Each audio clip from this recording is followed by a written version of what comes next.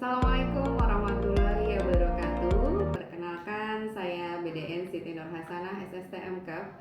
Saya peserta pelatihan pekerti gelombang 5 Universitas Bengkulu, dan saya berasal dari Prodi Pendidikan Profesi Bidan Fakultas Ilmu Kesehatan Universitas Pasir Pangarayan yang mengampu mata kuliah Manajemen Kepemimpinan Pelayanan Kebidanan.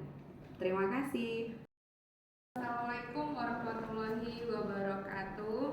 Waalaikumsalam warahmatullahi wabarakatuh, Ibu.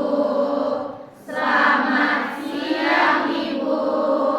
Baik, terima kasih. Selamat siang semuanya. Alhamdulillah pada kesempatan siang ini kita bisa bertemu kembali di semester ini dalam mata kuliah Manajemen Kepemimpinan Pelayanan Kebidanan. Apa kabar adik-adik semuanya? Alhamdulillah, baik, Ibu. Baik, alhamdulillah, mudah-mudahan semuanya tetap semangat, selalu sehat, tanpa ada kendala suatu apapun ya. Pada kesempatan ini ya, sebelumnya kita sudah belajar, kemudian ini pertemuan kedua. Pada materi ini kita mengajarnya tim ya, seperti kontrak belajar yang sudah kita sampaikan sebelumnya. Dan hari ini pas materinya dengan Ibu berkaitan dengan konsep dasar organisasi dalam pelayanan kebidanan. Jadi mungkin sudah baca RPS-nya, sudah disampaikan pada pertemuan sebelumnya. Nanti kita akan belajar apa sih yang dimaksud dengan organisasi, apa yang dimaksud dengan kepemimpinan, kemudian bagaimana terintegrasi dalam pelayanan kebidanan. Sebelumnya kita lihat dulu, kita seperti biasanya kita cek kehadiran dulu. Silahkan keluarkan handphonenya, kemudian nanti silahkan di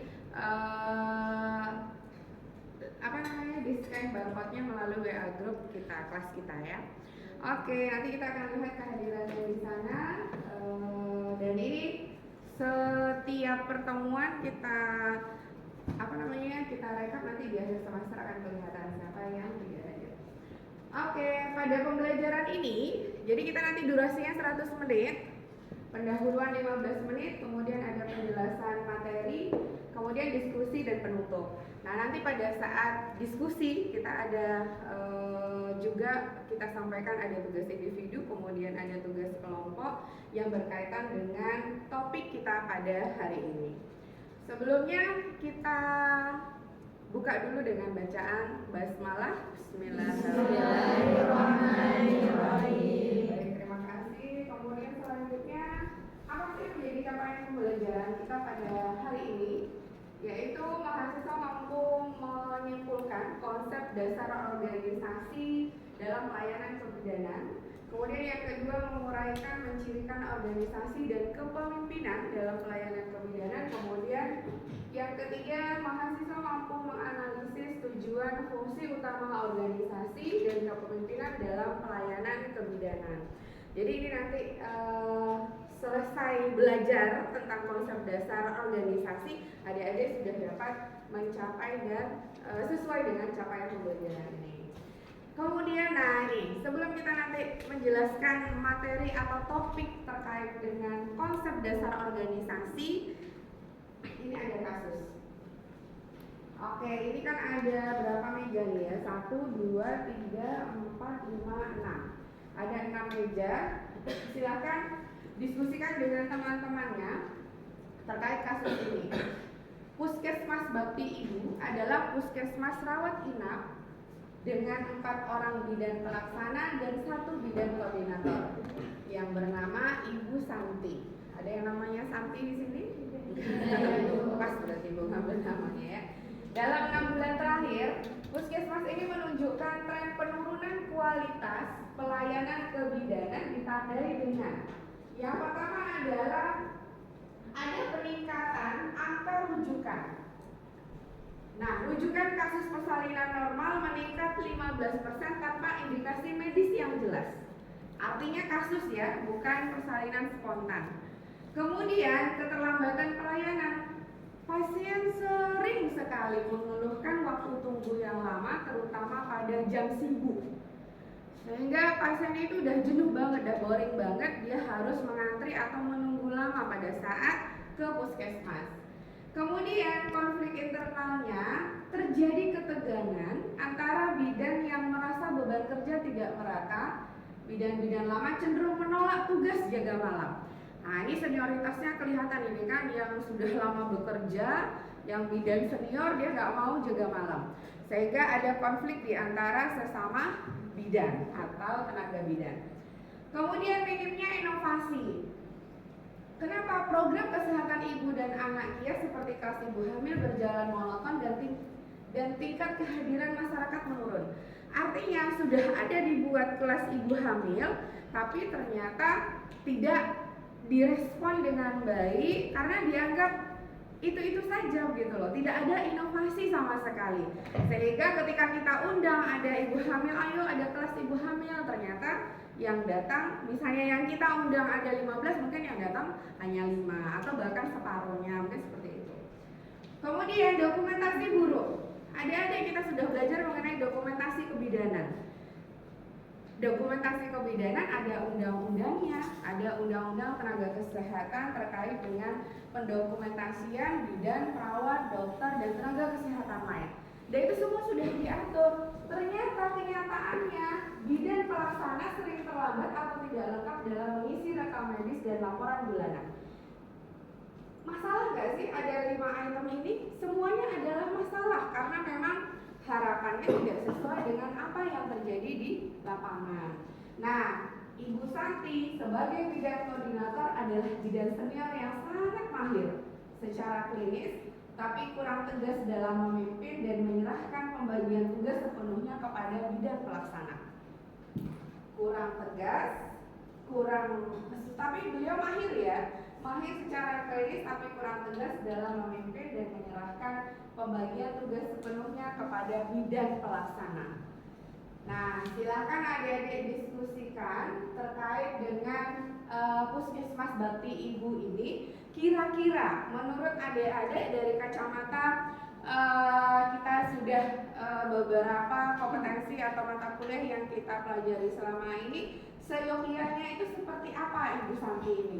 Kemudian bagaimana cara meminimalisir sehingga ada 5 problematika ini, problem yang ada di Puskesmas Bakti Ibu ini benar-benar tidak terjadi kembali. Silakan didiskusikan setiap meja, nanti ada yang mempresentasikan atau menyampaikan atau bahkan menguraikan. Kita kasih waktu 5 menit dari sekarang.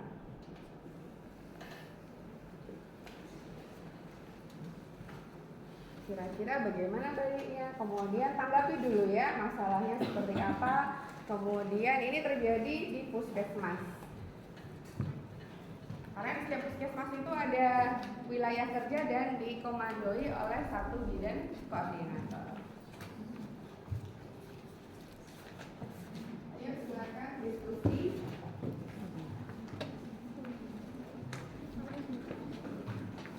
Yang sepengetahuan atau menurut adik-adik.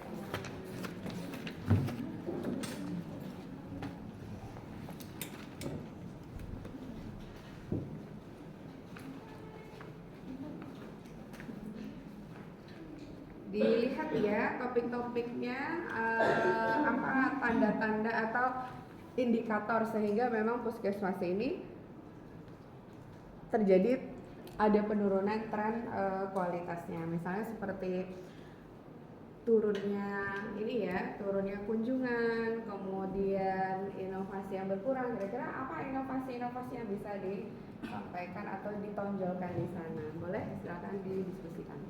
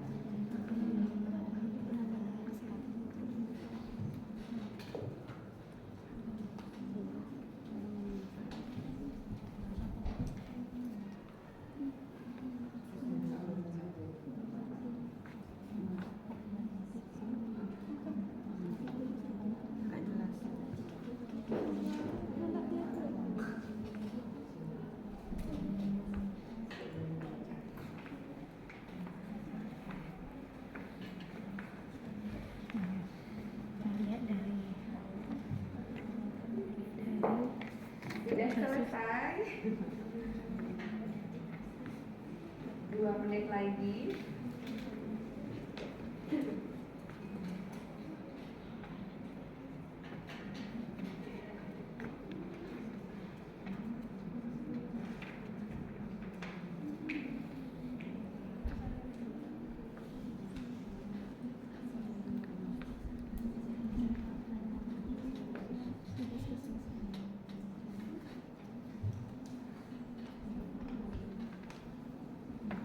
Boleh dibayangkan misalnya adik berada di puskesmas tersebut dan kita berperan sebagai ibu santi.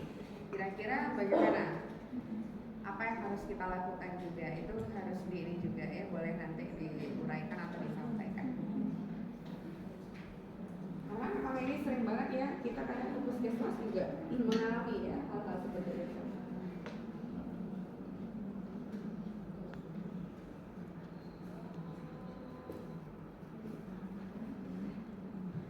Udah? Ada? Sudah selesai ya? Nanti boleh ditambahkan atau saling melengkapi. Ada? Kelompok oke. Ya, silakan. Boleh? Duduk nggak apa-apa. Baik, melihat dari kasus di Puskesmas Bakti Ibu, nah jadi kasus tersebut menunjukkan adanya penurunan kualitas pelayanan kebidanan di Puskesmas Bakti Ibu, yang sebagian besar itu bersumber dari kelemahan dalam kepemimpinan dan manajemen organisasi. Nah, jadi dari kasus tersebut, masalah di Puskesmas Bakti Ibu bukan hanya teknis pelayanannya saja, tetapi lebih pada kelemahan sistem kepemimpinan dan komunitas organisasi. Nah, jadi dengan kepemimpinan yang tegas, dengan partisipatif dan juga inspiratif, disertai evaluasi dan inovasi berkelanjutan, mutu pelayanan kebidanan dapat meningkat dan kembali dipercaya oleh masyarakat tersebut. Terima kasih. Oke, ada lagi? Ada dua ini ya, ada dua clue yang bisa kita simpulkan tadi. Ada sistem kepemimpinan dan ada peningkatan mutu pelayanan kebidanan. Mungkin ini dilihat dari solusinya ya, bagaimana ketika kita menemui kasus ini. Ada lagi yang lain? Atau ada yang menambahkan? Boleh, silakan. Baiklah, izin sebelumnya Ibu, saya akan menjawab pertanyaan sebelumnya mengenai kasus Bakti Ibu, di mana bagaimana kita menanggapi mahasiswa menanggapi kasus tersebut. Yang pertama itu Bu, masalah utamanya muncul karena kurangnya ketegasan dan kemampuan manajerial kepemimpinan Ibu Santi dalam membagi tugas, motivasi dan mengawasi kinerja bidan pelaksana. Kemudian akibat tim menjadi tidak kompak, badan kerja tidak seimbang, inovasi menurun, dan pelayanan tidak efektif. Kemudian struktur organisasi mungkin sudah ada, tetapi fungsi kepemimpinan tidak berjalan optimal. Ada lagi? Ada yang lain? Ada kira-kira? Kalau dari Anissa tadi menyampaikan penyebabnya ya kurang misalnya manajerialnya, kemudian struktur organisasi udah ada tapi mungkin tidak dilaksanakan dengan optimal. Ada dari sisi sini?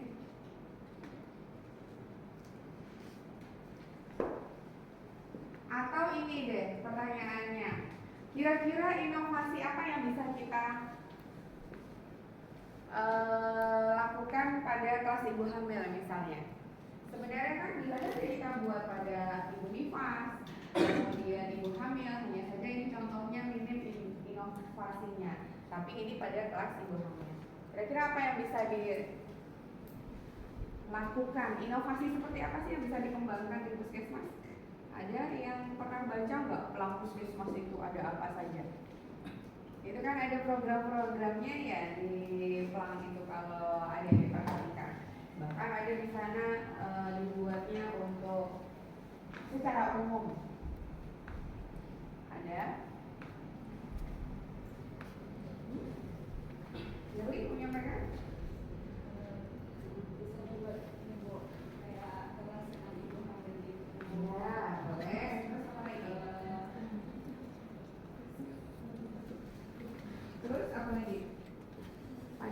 Humil, apa inovasi yang bisa? Sekarang udah banyak banget ya berkembang ya, teknologi, kemudian udah banyak pelatihan-pelatihan di luar yang bisa sebenarnya itu menambah keterampilan seorang bidan. Apalagi selain senam ibu hamil, apa? Boleh? Raza? Pemberian makanan bergizi pada ibu hamil. Boleh. Kemudian apa lagi yang terkait dengan inovasi? Inovasi itu kan dia ada nilai tambah ya, program baru mungkin seperti itu. Tapi yang bisa mungkin dikenalkan kepada masyarakat sudah diujikan, sudah melalui penelitian, sudah banyak mengikuti pelatihan-pelatihan, seperti itu. Ada lagi yang lain? Cukup?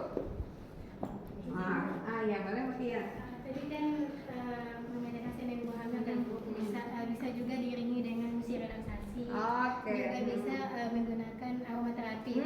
Oke. Jadi inovasi ibu hamil ya bisa dikenalkan dengan terapi komplementer. Mungkin nanti kita belajar di semester depan tentang terapi komplementer. Jadi terapi pendukung atau pelengkap dari terapi medis. Nah, apa tadi yang disampaikan oleh Mutia? Mungkin dikenalkan teknik-teknik relaksasi pada ibu hamil. Jadi ibu hamil itu kalau mengeluh sesak, kalau mengeluh sakit, sering nyeri punggung, kemudian nggak enak tidur dan sebagainya, mungkin perlu kita edukasi, kita kenalkan dengan teknik relaksasi.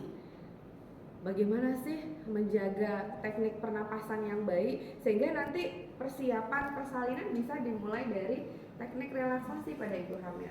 Kemudian tadi aromaterapi juga. Aromaterapi itu kan sekarang itu lagi booming sekali ya dan gampang banget ternyata. Kalau dulu susah banget kita mencarinya. Apakah oil ininya ya untuk pengharumnya. Kemudian sekarang sudah banyak metodenya. Ada yang menggunakan dibakar, menggunakan tungku, ada yang mungkin langsung ya uapnya sehingga bisa dihirup oleh siapa saja. Yang jelas pada pemberian aromaterapi harus kita perhatikan adalah ibu yang mungkin memiliki riwayat alergi, itu tidak diperkenankan. Nah itu adalah contohnya. Jadi itu ya terkait dengan kasus ini tadi. Tepuk tangan untuk kita semuanya. Oke, terima kasih. Nanti kita akan bahas kembali mengenai kasus ini, bagaimana cara kita menyikapinya, cara kita memandangnya, dan bagaimana sih kalau kita sudah di puskesmas nanti kita berperan sebagai Ibu Santi, apa yang harus kita lakukan nanti di akhir ya. Oke, next sekarang pertanyaannya ini tadi sudah, apa itu yang dimaksud dengan organisasi? Nah, apa itu organisasi? Kenapa sih seorang bidan itu ternyata perlu sekali belajar organisasi? Apakah nanti kaitannya dengan manajerialnya atau ketika kepemimpinannya? Ada yang bisa mengemukakan pendapatnya apa itu organisasi? Ya, silakan. Menurut pendapat saya, organisasi itu Bu, suatu sistem kerja yang terdiri dari beberapa orang atau biasa disebut perkelompok, yang terdiri dari struktur yang sama-sama memiliki tujuan yang ingin dicapai, Ibu. Oke, tepuk tangan. Ada lagi yang ingin menyampaikan? Jadi sekelompok orang terstruktur, kemudian ada tujuan yang dicapai, itu disampaikan oleh Alda tadi. Ada? Ya, silakan. Itu sekumpulan orang yang bisa bekerja sama dengan baik, Ibu. Sekumpulan orang yang bisa bekerja sama dengan baik. Berarti sekumpulan orang kemudian bekerja sama, bertim, berarti itu kata kuncinya. Oke, tepuk tangan. Kemudian ada lagi. Ada yang menyampaikan di belakang? Organisasi. Kayaknya sering banget ya kita dengar, tapi susah nggak sih kita menerapkannya? Susah nggak kita berorganisasi yang baik itu seperti apa? Susah? Ya jawab susah berarti udah ngalamin. Oke, kita lihat organisasi itu apa sih sebenarnya? Ini sudah disampaikan oleh teman-temannya tadi ya. Definisi organisasi itu kalau secara umum adalah suatu bentuk sistem kerjasama dengan antara dua orang atau lebih yang terikat secara formal untuk mencapai tujuan bersama. Benar tadi yang disampaikan oleh teman-temannya ya. Jadi ada tujuan yang akan dicapai dalam sebuah organisasi. Kemudian suatu kesatuan orang-orang yang bekerja sama secara formal atau informal untuk mencapai tujuan bersama yang terorganisir secara sistematis, kemudian dengan pembagian tugas dan fungsi yang jelas dan ada batasan-batasan tertentu. Jadi ada beberapa yang harus kita garis bawahi di sini. Pertama adalah sekumpulan orang, baik itu secara formal maupun informal. Artinya ada mungkin yang organisasi-organisasi ini formal memang sudah ada panduannya dari pusat, sudah ada terbentuk lembaganya, kemudian azas hukumnya, kemudian berdasarkan apa ada ADART-nya. Nah, kemudian mencapai tujuan bersama. Sehingga dalam sebuah organisasi itu sering kita lihat ya, ada visi dan misinya. Apa sih yang mau dicapai? Langkah untuk mencapainya seperti apa? Nah, itulah sebuah organisasi. Kemudian secara sistematis dengan pembagian tugas dan fungsi, kemudian ada batasan-batasan tertentu. Seringkali organisasi itu nggak jalan ketika sudah ada pembagian tugas fungsi tapi nggak dilaksanakan. Masing-masing yang punya job description-nya, yang punya tugas pokok dan fungsinya. Sehingga apa? Seperti kasus Bu Santi tadi, sudah terbagi tugasnya, sudah ada jadwalnya, kemudian ini loh tupoksinya, tapi tidak ada yang melaksanakan. Bahkan ada yang tidak mau ketika diberikan tugas itu. Nah, itu adalah salah satu beberapa kendala-kendala dalam penerapan sebuah organisasi. Lantas bagaimana dengan organisasi pelayanan kebidanan? Jadi ini merupakan wadah struktur tempat bidan kita yang menjadi salah satu tenaga kesehatan, sehingga kita bisa bertim dengan tenaga kesehatan lainnya, kemudian bekerja sama, mengelola sumber daya, kemudian melaksanakan fungsi kebidanan untuk memberikan asuhan yang komprehensif dan asuhan komprehensif itu continuity of care, asuhan yang berkelanjutan. Jadi ternyata nggak cukup hanya komprehensif tapi tidak berlanjut. Sekarang itu dalam pemberian asuhan kebidanan kita harus komprehensif dan berlanjut. Itu yang disebut dengan continuity of care. Jadi bagaimana sih ibu hamil ketika datang sampai nanti melahirkan, kemudian menyusui, nifas, kemudian sampai involusi uteri, sudah selesai masa nifasnya, kemudian sampai ber-KB, itu menjadi tanggung jawab kita. Itu yang disebut dengan continuity of care. Jadi nggak bisa, ibu hamilnya pasien kita, persalinannya ke tempat orang, kemudian nifasnya entah kemana, sehingga kita nggak tahu apakah ibunya sudah menggunakan atau menjadi aksetor KB atau tidak. Itu yang tidak continuity of care. Kemudian apa sih yang menjadi tujuan dan fungsi utama dalam organisasi ini, terutama kita kebidanan? Tidak lain dan tidak bukan adalah untuk bagaimana asuhan kebidanan yang kita berikan itu benar-benar berkualitas. Bagaimana berkualitas itu berarti ibu, anak, atau yang menjadi pasien kita itu merasakan ada aman, efektif, dan efisiensi.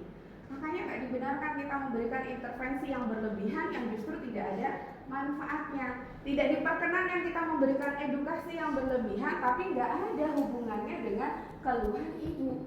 Jadi ketika ibu memiliki keluhan pada ibu hamil, misalnya keluhan fisiologis trimester pertama, kita nggak ada cerita mengenai persalinan dan sebagainya. Jadi kita selesaikan, kita atasi dulu keluhannya, baru kita cerita dengan topik-topik edukasi kesehatan yang lainnya. Kemudian mencapai derajat kesehatan optimal bagi ibu, bayi, dan keluarga.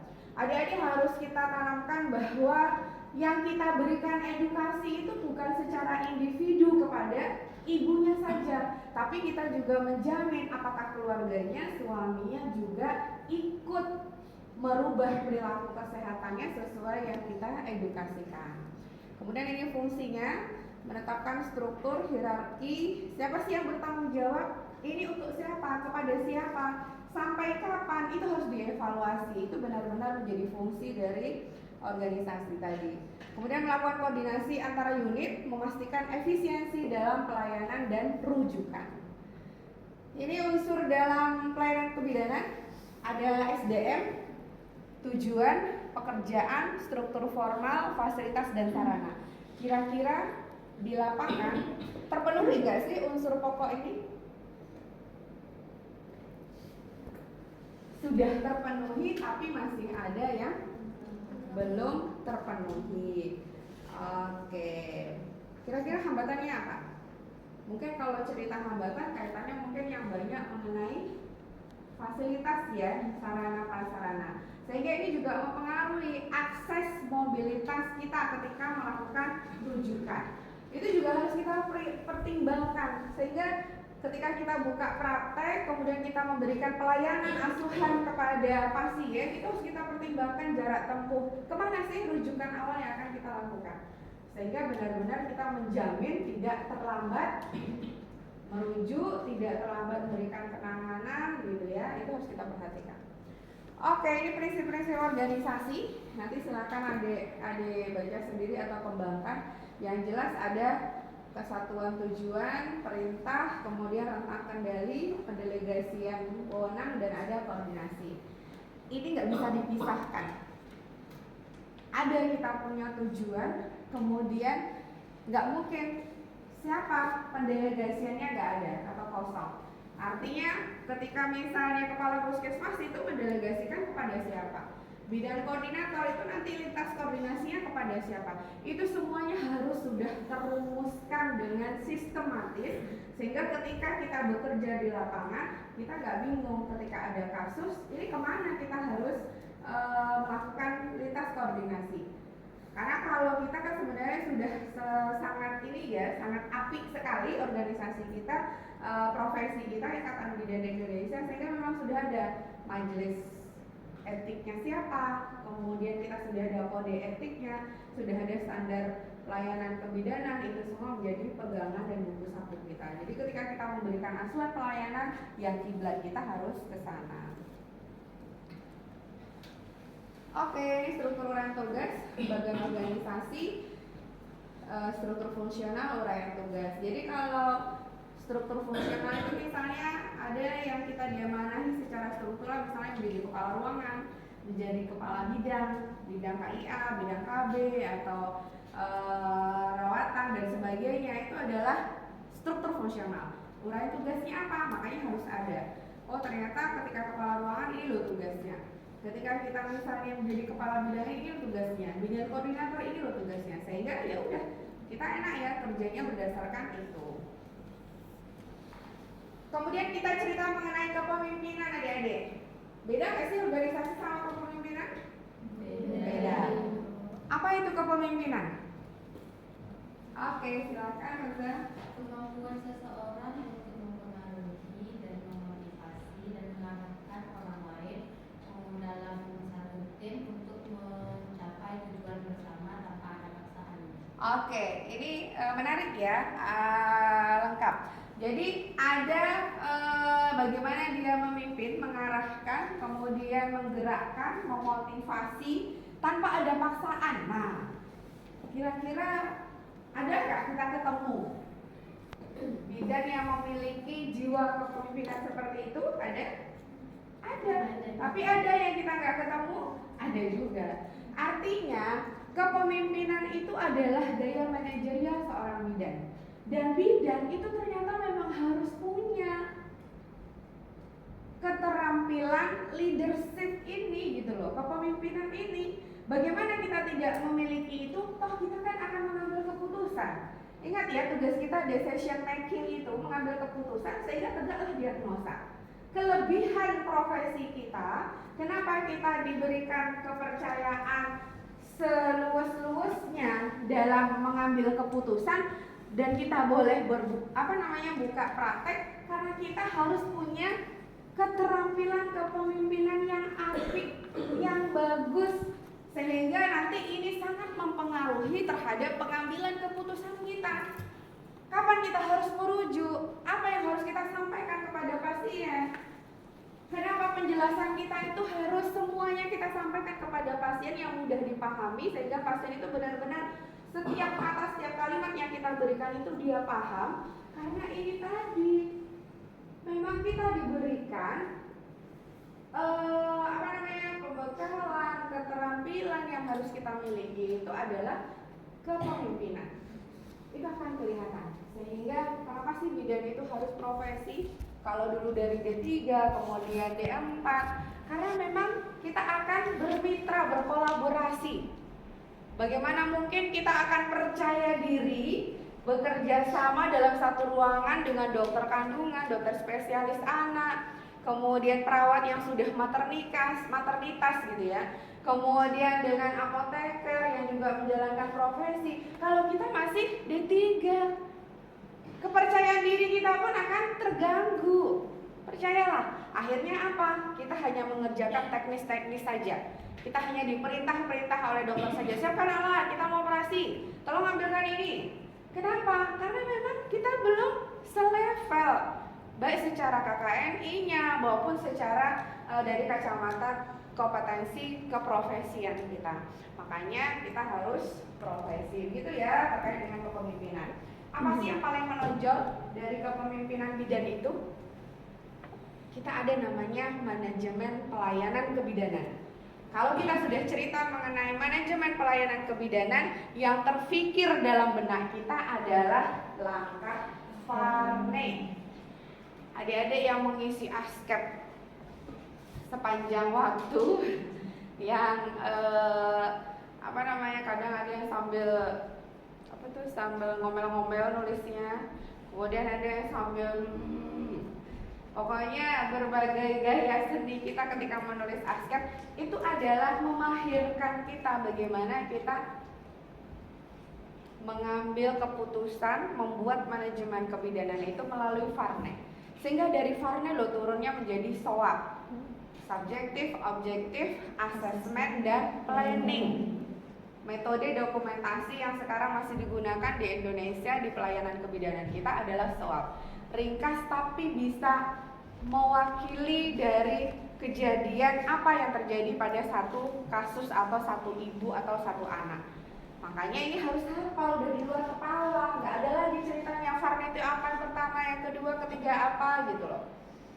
Coba ya kita, yang pertama Farney itu apa langkahnya? Pengkajian data. Pengkajian data, kemudian interpretasi data, kemudian identifikasi masalah, yang keempat tindakan segera dan melakukan tindakan segera, yang kelima perencanaan pelaksanaan dan evaluasi ya. Sehingga SWOT itu kan bagian dari turunan Farney itu. Oke, ini organisasi dan mutu pelayanan. Satu hal lagi yang perlu kita sampaikan adalah dalam sebuah organisasi dan kepemimpinan itu ternyata harus muncul kalimat mutu pelayanan kebidanan. Bagaimana tidak ada sebuah organisasi kepemimpinan tapi kita tidak memahami apa itu mutu pelayanan kebidanan. Adik-adik kemarin sempat ini ya, pada saat praktek kebidan ada yang lagi sibuk-sibuk bidannya di puskesmas ngapain? Akreditasi. Dulu nggak ada, dan sekarang semua puskesmas itu harus akreditasi. Kalau dulu rumah sakit itu tergantung dari tipe apa ya, sehingga memang ada juga penilaian mutunya itu melalui internal dan eksternal, salah satunya adalah akreditasi. Nah itu tujuannya untuk apa? Untuk mutu ini. Kita ingat kembali tadi kasus Bu Santi tadi, penurunan trennya karena salah satunya adalah kejenuhan masyarakat dalam menunggu lama. Tidak langsung ditangani, tidak langsung dilayani.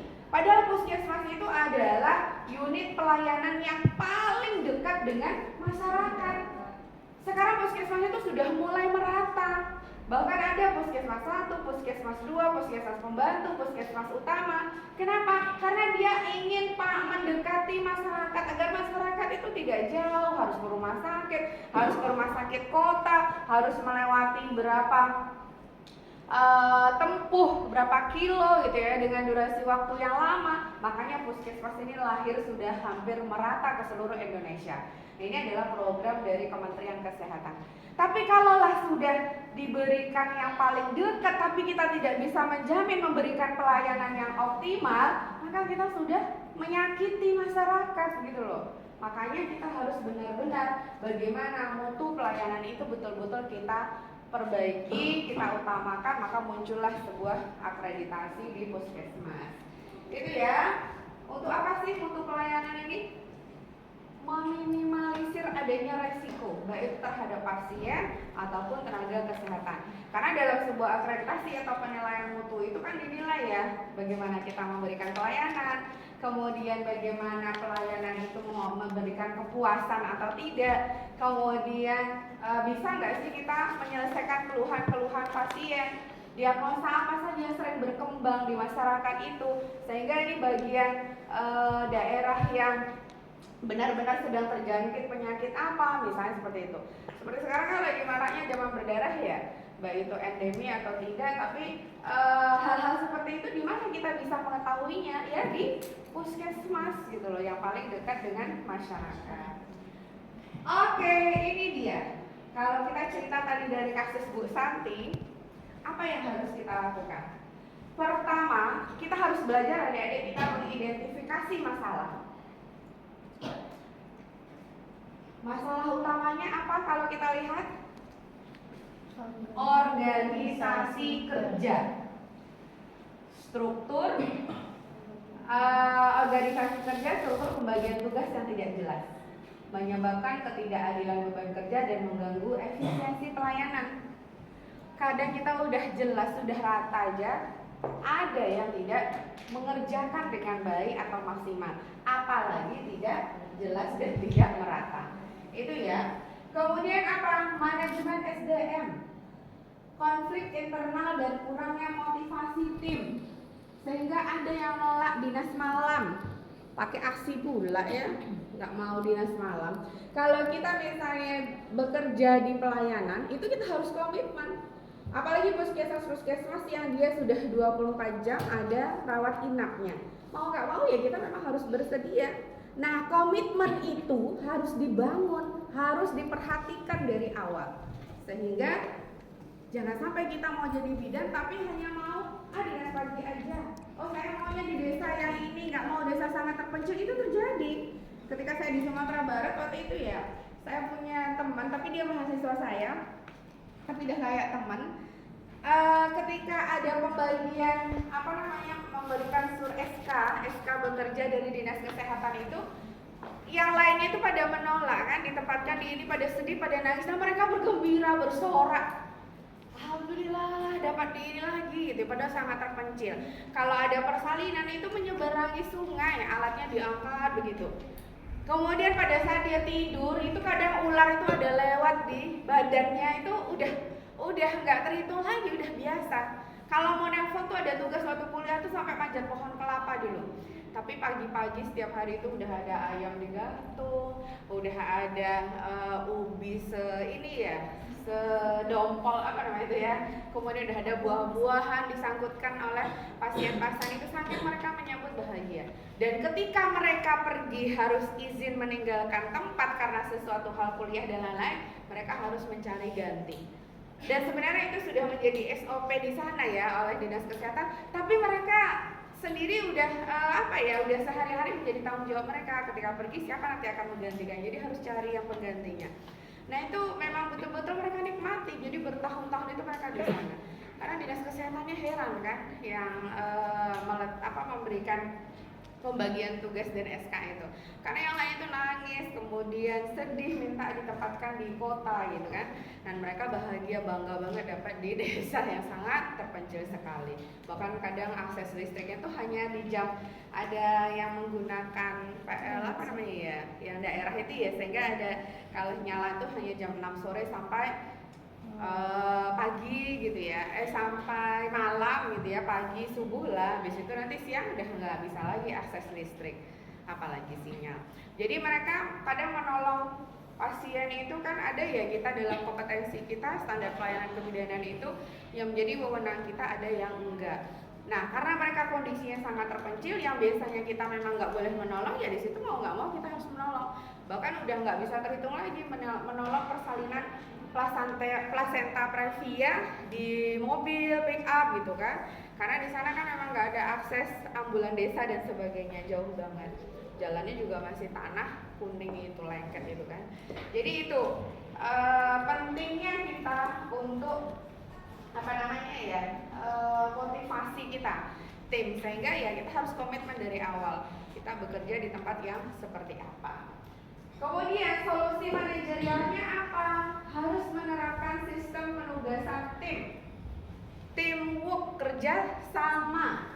Kemudian membuat struktur organisasi pelayanan, membagi tugas jaga secara merata dan adil.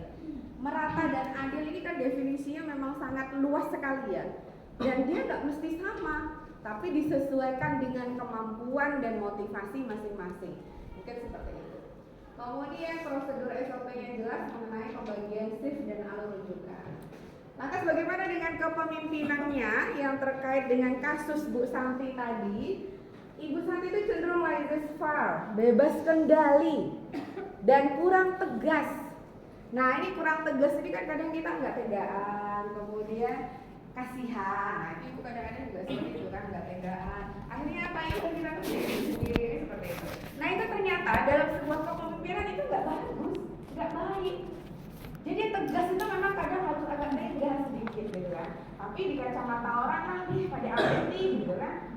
Usianya gitu kan. Jadi hal-hal seperti itu tuh nggak berlaku dalam sebuah kepemimpinan. Dan mungkin adik-adik yang biasa berorganisasi, yang aktif di organisasi itu kan merasakan sekali definisi dari tegas itu seperti apa. Kemudian dampaknya apa? Ya udah, nggak ada arah. Akhirnya tujuan yang jelas tadi nggak tercapai dengan baik karena mengakibatkan anarki kecil, konflik internal, penolakan tugas, sehingga motivasi dia berkurang. Kebayangkan kita dalam dunia kerja itu harapan kita kan nyaman, ceria, bahagia, gembira, sepanjang masa gitu kan ketika bekerja, tapi kita ada menumbuhkan ketidaknyamanan karena ada konflik-konflik, akhirnya apa? Ya nggak ada motivasi. Malas mau pergi, malas mau dinas, nanti ketemu sama bikornya. Nah kan itu sering terjadi ya, dan itu kayaknya sering terjadi sama kita lah bidan-bidannya, kan karena sama-sama perempuan kali ya. Jadi banyak sekali memunculkan dugaan-dugaan yang tidak baik, padahal kita kan nggak boleh, harus berbaik sangka setiap waktu. Nah kemudian apalagi kegagalan mencapai tujuan organisasi, akhirnya dampaknya apa yang paling menyakiti masyarakat?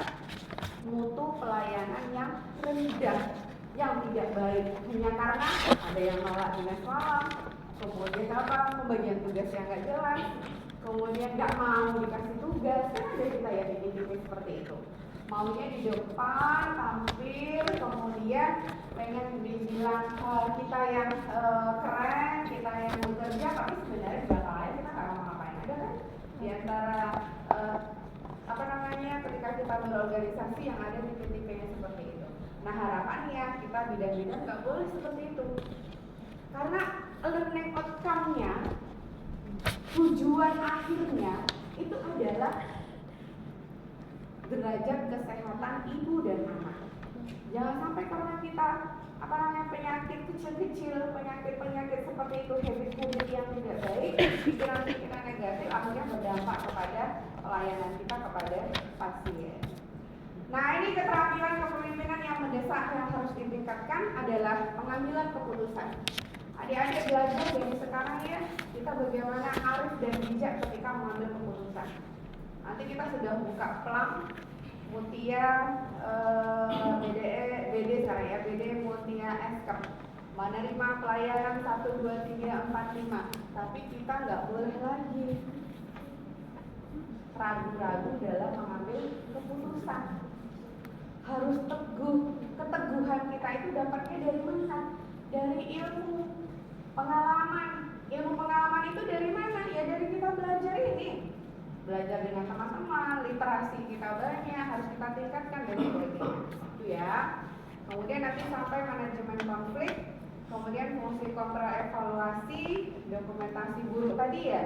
Kita harus ada auditnya. Makanya tulisan-tulisan kita itu harus kita perbaiki dari sekarang. Bukan hanya dari kerapian bisa dibaca saja, tapi bagaimana sih kita bisa membuat SOAP, mengisi dokumentasi itu dengan baik dan cermat, dengan baik dan benar. Bukankah tuliskan apa yang akan kita kerjakan, kemudian kerjakan apa yang kita tulis. Itu udah ada aturannya dalam undang-undang kita, dalam undang-undang kebidanan, undang-undang kesehatan terkait penulisan dokumentasi. Semua tenaga kesehatan yang memberikan pelayanan dan asuhan kepada masyarakat harus membuat dokumentasi. Oke, kemudian rujukan juga. Nah, ini juga harus ada audit kasus. Jadi jangan sampai nanti ketika kita memberikan pelayanan ada malpraktek atau justru membuat catatan angka kematian bayi atau angka kematian ibu sehingga kita harus diaudit. Apakah nanti dari organisasi IBI yang turun dari majelis etik atau mungkin nanti dari dinas kesehatan, apakah itu dari kabupaten, kemudian dinas kesehatan provinsi dan sebagainya. Akhirnya apa? Ada loh ternyata tercatat 1 angka kematian bayi oleh bidan ini di ibu. Jangan sampai seperti itu. Karena ada sanksi, kemudian baik secara lisan tertulis ataupun mungkin nanti secara penugasan seperti apa. Kemudian inovasi. Nah, inovasi ini mengubah kelas ibu hamil yang monoton tadi menjadi kelas ibu hamil yang interaktif berbasis komunitas, melibatkan suami dan keluarga atau sesi sharing dengan bidan yang berfokus pada topik yang relevan dengan tren lokal, misalnya terapi komplementer pada ibu hamil. Seperti yang disampaikan oleh Mutia tadi contohnya ya. Bisa juga diajarkan pijat endorfin pada ibu suaminya yang memberikan pijatannya. Nah, kemudian anjurkan setiap ibu hamil ANC ke tempat kita melakukan pemeriksaan ditemani oleh suaminya. Jangan sampai ibunya periksa hamil ANC sendirian. Akhirnya apa? Edukasi yang kita berikan itu nggak nyampe. Hanya cukup ke ibunya saja. Kalau ibunya kita nggak ragu, pastilah memperhatikan dengan kesehatan dan kehamilannya. Yang kita harapkan kan suami dan keluarganya yang ada di rumah itu menjadi support system, semuanya mendukung dan mengetahui tentang bagaimana sih kesehatan ibu hamil itu. Ibu hamil itu harus ngapain? Bagaimana sih bisa menenangkan ibu hamil? Bagaimana bisa menggembirakan ibu hamil? Karena ibu hamil itu harus bahagia, harus senang hatinya, harus happy terus, jangan dibuat sedih, gampang nangis dan sebagainya. Kenapa? Anak yang gampang nangis itu lahir dari ibu yang gampang nangis. Anak yang sering sakit lahir dari ibu yang sering sakit. Imunitas yang baik seorang ibu akan melahirkan anak-anak yang imunitasnya juga baik. Jadi bagaimana imunitas ibunya mau baik, lawang dia sering sedih, sering disakiti, apalagi sempat diberikan perlakuan kekerasan dan sebagainya. Nah, itu ke keluarga dan suaminya. Bapak, ibunya tolong dibantu pekerjaannya sehari-hari. Ibunya harus disenengin ini Pak. Agar anaknya sehat, ibunya juga harus sehat dulu. Kalau bapak mau anaknya lahir happy, bahagia, senang, ibunya happy dulu. Bagaimana ibunya mau happy, anaknya mau happy kalau ibunya sedih? Itu harus kita sampaikan kepada keluarganya. Sehingga sehat ibu hamil itu gak dilihat dari fisik saja, tapi dilihat dari psikologisnya, dari jiwanya.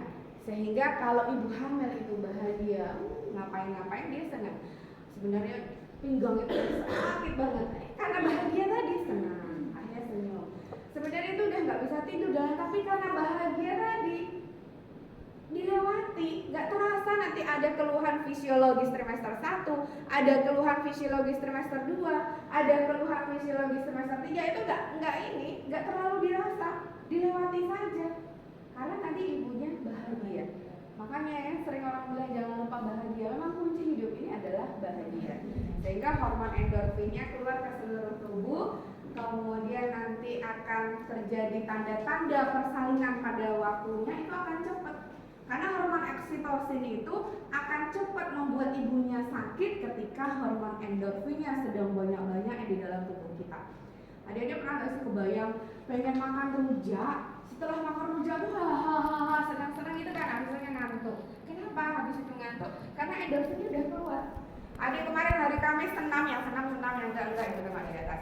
Nah itu kalau udah senam kemudian keringetan, kemudian duduk, itu kan ngantuk ya. Hormon endorfinnya udah dapat. Kemudian pernah gak sih makan lagi gak selera makan, pengen makan buat sambal tuk-tuk atau sambal terasi atau apa begitu ya. Kemudian kita makan dengan semangat, kemudian setelah itu kita keringatan, happy banget kayaknya. Itu hormon endorfin. Jadi setiap manusia itu, kita itu diciptakan Allah itu punya hormon endorfin. Tapi kapasitasnya itu berbeda-beda, tergantung bagaimana kita mengeksplor dan mensimulasinya. Nah, yang sering sekali mensimulasi hormon endorfin itu dari makanan pedas, olahraga, kemudian aktivitas yang ini. Misalnya ada aktivitas yang menyenangkan, kita habis lihat apa gitu, tiba-tiba lucu ya, ketawa, itu terasa nggak sih dalam hati kita plong gitu rasanya. Itu juga endorfinnya lagi keluar. Tapi kalau kita sering cemberut, kita nggak pengen sama teman rame-rame, sendiri, kemudian bawaannya nah itu hormon endorfinnya langsung sembunyi, dia berondok dia kan, nggak mau dia keluar. Jadi semuanya memang harus ini. Bahkan kenapa kita dianjurkan senyum ya, setiap bangun pagi itu kalau menurut pakar yoga itu harus senyum ya. Dan senyum itu simetris, kiri kanan sama, kemudian terasa gitu sampai ke hati. Nah, belajarlah deh bagaimana senyum itu sampai ke hati ya, bukan yang disenyumin ya, tapi yang senyum. Kenapa? Karena itu secara tidak langsung itu kita sudah mensimulasi hormon endorfin dan itu bisa menciptakan kolagen tubuh kita yang banyak. Kita itu butuh kolagen yang banyak biar awet muda, biar gak cepat keriput, biar apa lagi? Jadi auranya itu memang benar-benar bersinar. Nah, itu kolagen tubuhnya banyak. Kalau dulu kan ibu harus mengkonsumsi bayam berlebihan biar kolagennya bagus, wajahnya cerah gitu ya. Karena memang bayam hijau tuh kolagennya tinggi sekali. Tapi kalau kita yang sering sering ngomongin orang, sering ngerecokin orang, nah itu kolagennya nggak mau keluar. Itu ya, ini sekedar untuk apa saja, untuk pencerahan kita. Oke, selanjutnya kita lihat video, tapi sebelumnya ada pertanyaan? Ada yang mau bertanya atau menyampaikan sesuatu? Boleh? Ya, boleh ya, Lin. Bagaimana Bu seorang bidan itu menjalankan perannya sebagai pemimpin atau pendidik di masyarakat dalam suatu pelayanan organisasi pembinaan? Oke, baik. Pertanyaan bagus. Tepuk tangan dong untuk kita. Oke, bagaimana kita menjalankan menjadi pemimpin? Bidan itu gini ya, menjadi pemimpin dan pendidik dalam sebuah manajemen pelayanan kebidanan. Makanya bidan itu ya udah tupoksinya banyak, kemudian tugasnya banyak, kayaknya dia jadi spesialis anak, spesialis kandungan, kemudian dokter umum, dokter gigi. Kadang ada yang datang kan periksa itu giginya sakit pun ke bidan, kemudian kakinya sakit pun ke bidan. Itu karena memang apa ya, sebenarnya masyarakat itu udah membangun chemistry yang tinggi kepada kita. Makanya kenapa ada istilah bidan itu sahabat masyarakat, sahabat perempuan. Karena kita punya care yang tinggi. Kenapa bidan itu nggak laki-laki? Karena perempuan itu punya rasa caring yang tinggi, seyogianya. Tapi meskipun demikian ada juga sebenarnya ya tidak memiliki itu ya. Nah, bagaimana caring itu bisa dibangun? Dibiasakan dari hal-hal kecil. Kita sering nggak sih nggak peduli dengan apa yang terjadi? Kalau peduli dengan apa-apa yang terjadi dengan dekat kita, ada nampak sampah di kaki kita, itu langsung kita ambil, kita buang. Itu hal kecil. Atau bahkan ada anak-anak kelihatan di tepi jalan, kita nggak tahu orang tuanya kemana, itu kita coba kita seberangkan. Itu sering banget kita akan kelihatan seperti itu. Atau bahkan sebaliknya, ada nenek atau perempuan tua atau laki-laki tua gitu ya, seumuran dengan orang tua kita, tapi nggak nampak mana keluarganya, itu kita bantu. Kenapa Ibu? Mau kemana? Sama siapa? Itu caring yang harus dibangun. Ini enggak, kita duduk di stasiun, di terminal, ada bersentuhan tangan kita, ini kita udah, tapi nggak ada kita bersapaan. Nah itu nggak punya care yang tinggi, jadi harus dibangun dari awal. Pertanyaannya, bagaimana membangun kita jiwa pemimpin? Kita semua ini ya, semua mungkin bisa menjalankan organisasi, tapi nggak semua ternyata bisa menjadi pemimpin. Dan bidan dengan deretan kompetensi yang banyak itu ternyata kita harus diharapkan bisa memiliki jiwa kepemimpinan itu. Kenapa? Karena nanti akan kelihatan ketika kita sudah melayani pasien, ketika kita sudah menerima memberikan asuhan kebidanan, menerima pasien di klinik kita, itu harus bisa kita. Bapak ini ibunya sudah akan melahirkan. Sekarang pembukaannya 4. Tapi untuk melahirkan itu pembukaannya harus 10. Jadi menjelang menunggu menjelang menunggu pembukaan 10, ibunya harus melakukan ini diharapkan. Bisa nanti ibunya jalan atau mungkin diajarkan tentang yoga, kemudian jimbol dan sebagainya.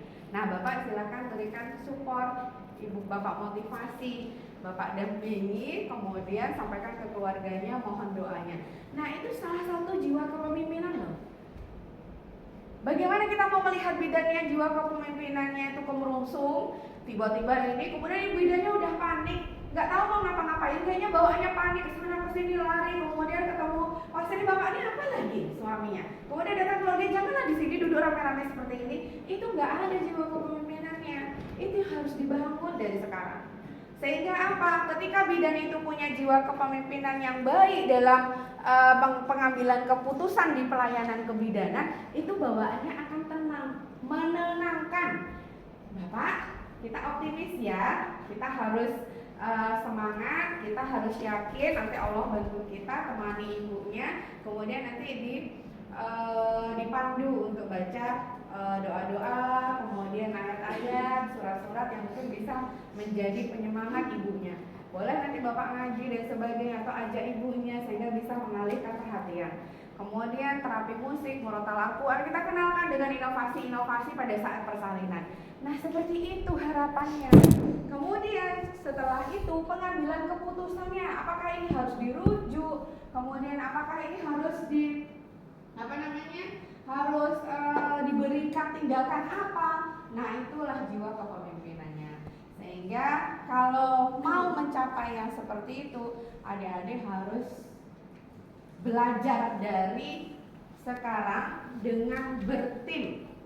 Sebenarnya momen-momen di kelas itu banyak ya, ruang-ruang bertim, belajar kelompok, diskusi, nanti adik-adik akan PBL lah, itu kelihatan itu jiwa organisasi dan kepemimpinannya. Seperti kakak-kakaknya sekarang yang lagi komunitas mau penutupan itu kan di Desa Pasir Utama. Itu di situ kelihatan bagaimana bisa memecahkan masalah, mencari solusi ketika ada konflik, ketika ada hambatan, itu adalah jiwa kepemimpinan. Jadi ternyata bidan itu perlu punya keterampilan organisasi dan juga punya keterampilan memimpin atau leadershipnya, jiwa kepemimpinan. Nah, kalau pendidik, kita itu sudah jadi pendidik deh. Karena kita selalu memberikan edukasi, apakah itu sifatnya konseling 2-3 orang atau sifatnya penyuluhan lebih dari 5 orang atau promosi kesehatan, itu bagian dari edukasi atau pendidik. Itu seperti itu. Ada yang lain? Izin Ibu. Ya, boleh. Izin Ibu, nanti yang mau bertanya. Bagaimana strategi untuk mengatasi konflik internal antar bidan agar tim tetap solid tetap solid dan profesional? Oke, baik. Wah, ini tuh ya Noeli. Ini besok harus kita bikin kayak tim icebreaker ya. Jadi yang ngantuk harus ada gamenya. Membangun tim solid dan mengatasi konflik. Jadi gini ya, ada ya kita itu yang tipenya tadi ya acuh tak acuh, tapi ada mungkin yang punya nilai kepedulian tinggi. Meskipun sebenarnya yang peduli, yang pengen membantu menyelesaikan masalah itu dianggap orang sok tahu, sok apa begitu ya. Itu udah biasa banget. Nah, tapi yang jelas adik-adik harus membangun, tadi kayaknya kuncinya memang harus caring itu deh. Caring itu. Sehingga kalau sudah kita punya jiwa caring itu, yang ada di benak kita itu adalah solutif, mencarikan solusi, bukan mencari kenapa lah seperti itu, kenapa lah pula kayak gitu pula, nggak solutif gitu loh, karena memang dia sudah terjadi, sudah terlewati dan itu nggak bisa diulang. Mau kejadian 5 menit yang ke belakang nggak bisa diulang, kejadian 5 menit yang akan datang nggak tahu, itu semua bagian dari kuasa Allah gitu ya, qadarullah. Jadi memang harus kita itu tadi arif, bijaksana, itu dimulai dari membangun caring. Sehingga kalau ada konflik ya fokus pada penyelesaian masalahnya, tidak mencari penyebabnya, apalagi tidak perlu membahas berulang-ulang sehingga konflik itu menjadi tambah panjang atau bahkan lebar, panjang kali lebar. Karena perempuan itu seperti itu ya, sukanya ngulang-ulang bahas-bahas yang dulu-dulu, kayaknya susah banget lupainnya dulu. Perempuan itu paling senang banget mengingat-ingat yang lalu-lalu yang mungkin dia belum belum move on, kemudian masih terasa susah banget menepis sisa-sisa itu ya masa lalu dan penyakit kita. Nah kalau bidan nggak boleh kayak gitu lagi, kita harus arif bijaksana. Walaupun sebenarnya ada hal yang ini ya udah kita perlahan-lahan coba kita belajar melupakan. Karena memang semua yang kita rasakan itu sebenarnya nggak mesti semua orang tahu gitu ya. Jadi cukup mungkin kita saja, tapi kita juga nggak boleh berlarut-larut. Harus ada metode coping diri kita ketika kita mungkin ada masalah atau mungkin ada hati kita ini kayaknya susah banget ya Allah kenapa harus seperti itu, tapi nggak mungkin kita ratakan seperti itu, tapi memang harus ada upaya kita bagaimana coping diri kita ya, kita harus sering terpapar dengan kegiatan-kegiatan yang sifatnya lebih positif itu seperti itu. Jadi konflik itu ya solusinya itu tadi ya solutif dan mungkin duduk sama-sama diskusikan. Kalau misalnya udah duduk sama-sama itu kan kadang bisa ada ide-ide, gagasan-gagasan dari teman-teman dan timnya seperti itu. Oke, kita lihat video sebentar. Ini kan ada jam rawan ini ya, rawan ngantuk, rawan lapar, rawan.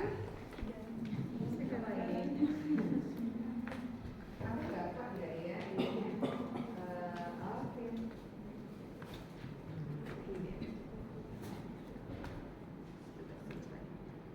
Kayaknya suaranya belum keluar. Oh, udah nih.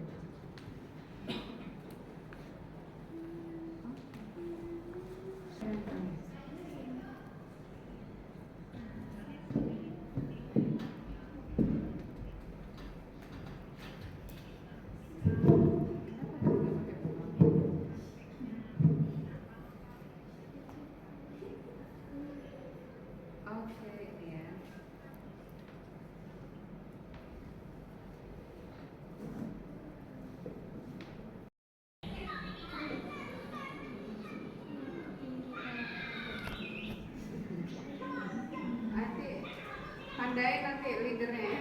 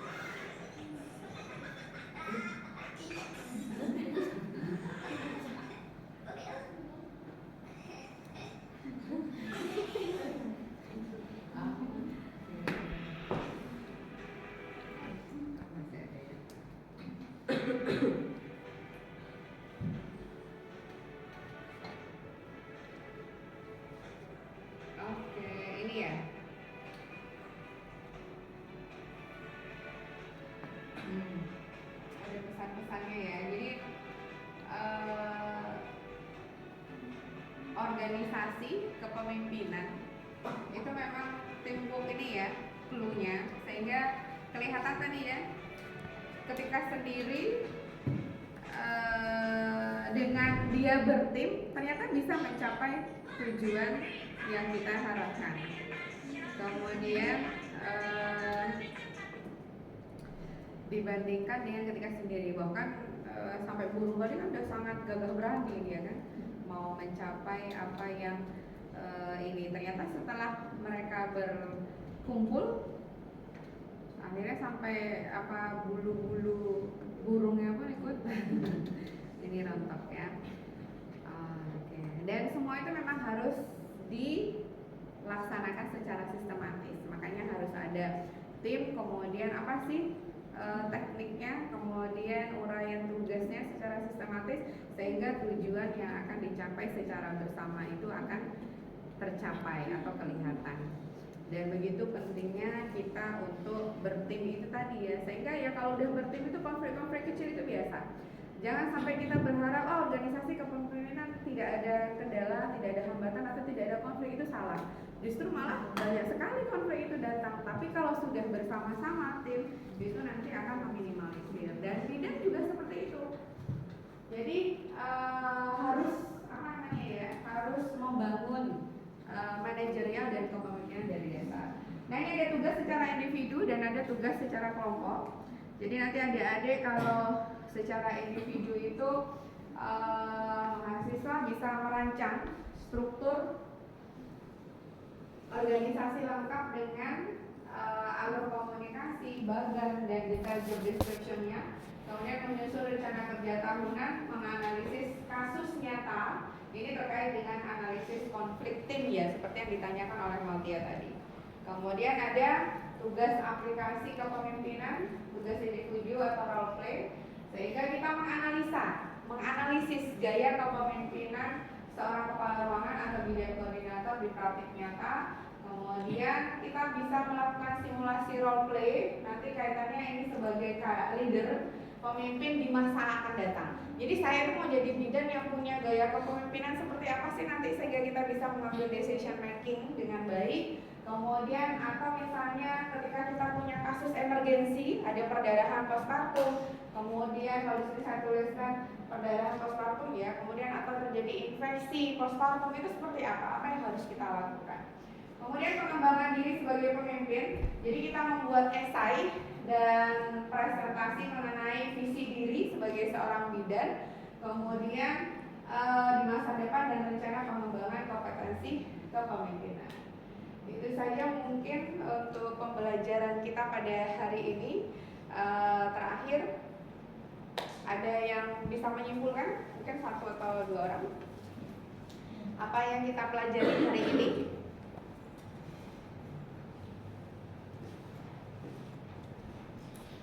Pembelajarannya kita tadi belajar tentang apa? Ada? Ya, Erli ya silakan. Baik Ibu, dari sini Ibu dari pembelajaran kita yang tadi ada beberapa kesimpulan yang dapat diambil.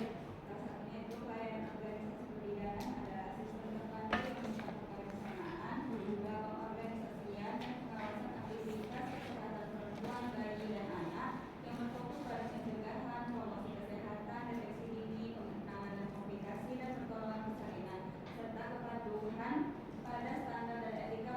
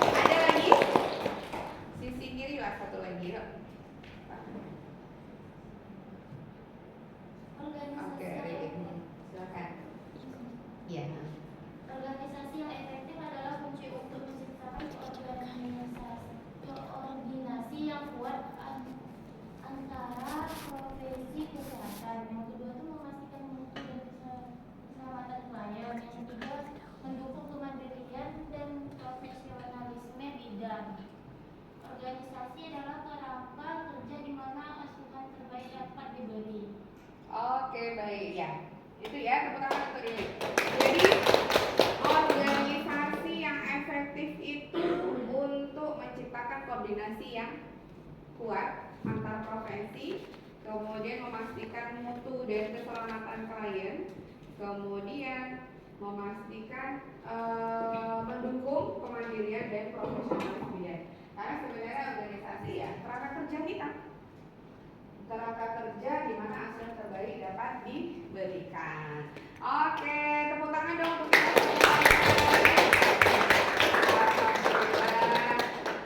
Seru ya kita belajar pada hari ini. Alhamdulillah satu pembelajaran sudah terlewati dengan baik. Terima kasih kita sampaikan kepada adik-adik semuanya atas penerimaan dengan baik. Mudah-mudahan ini bisa menjadi gambaran bagi kita nanti. Sebenarnya saya mau jadi bidang seperti apa, yang punya seni seperti apa sih nantinya, kemudian pengambilan keputusan seperti apa sehingga saya punya kerangka kerja melalui organisasi itu dan kepemimpinan dalam pengambilan keputusan. Kita tutup dengan bacaan hamdalah. Terima kasih. Mohon maaf jika ada kekurangan. Tetap semangat, jaga kesehatannya. Assalamualaikum warahmatullahi wabarakatuh.